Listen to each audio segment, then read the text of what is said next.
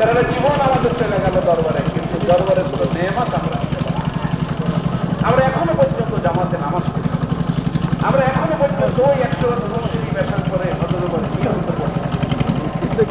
কি বাবা, আমাদের অনেকেই পাগড়ি নাই, জায়নামাজ নাই, খুলুক নাই, এলাকায় জলসা হয়, জলসায় নাই, এই শস্য নাই, সারা বছর আসলাম না কেন?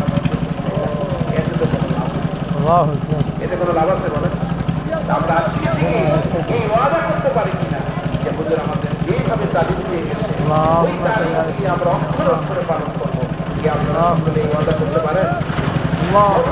আমরা ভালোবাসি, মরহুমকে আমরা ভালোবাসি তখনই প্রমাণ হবে যখন আমরা মরহুমদের তালিমগুলি অক্ষরে অক্ষরে আমরা পালন করব। বলেন ঠিক কিনা? রাজি আমরা? রাজি?